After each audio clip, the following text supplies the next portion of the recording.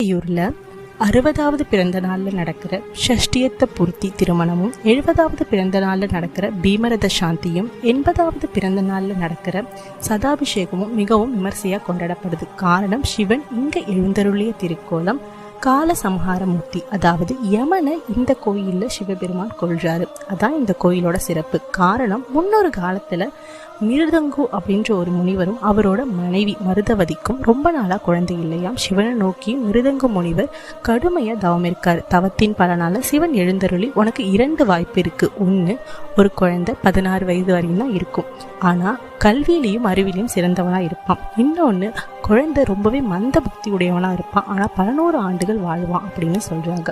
அதுக்கு மிருதங்க முனிவர் என்ன சொல்றாருன்னா, எனக்கு என்ன போல சிவன் பக்தி உள்ள குழந்தை தான் வேணும்னு கேட்கிறாரு.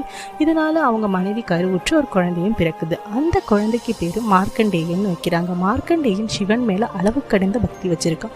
16 வயது ஆனோடனே அவங்க அப்பா அம்மா சோகமா இருக்கிறத பார்த்து மார்க்கண்டேயன் என்ன நடந்துச்சுன்னு கேட்டு தெரிஞ்சுக்கிறான். இன்னும் பயப்படாதீங்க, சிவன் என்னை கைவிட மாட்டாருன்னு சொல்லி அனுதினமும் சிவனுக்கு பூஜை பண்ணி சிவனை கட்டி பிடிச்சிக்கிட்டே இருக்கான் பொழுதேனிக்கும்.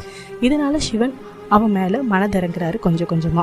16 ஆண்டு காலமும் முடியுது. யமன் வராரு, பாசக்கயிறை வீசுறாரு. சிவன் எழுந்தருளி, இவன் என் பக்தன் விட்டுடுன்னு சொல்றாரு. ஆனா யமன் கேட்காம பாசக்கயிறை லிங்கத்தோட சேர்த்து மார்க்கண்டேயன் மேல இழுக்கிறாரு. இதனால கோபம் அடைஞ்ச சிவபெருமான் எழுந்தருளி யமனை சம்ஹாரம் பண்றாரு.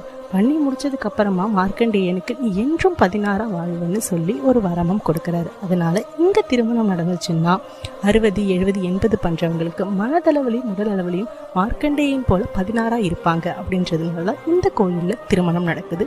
நன்றி.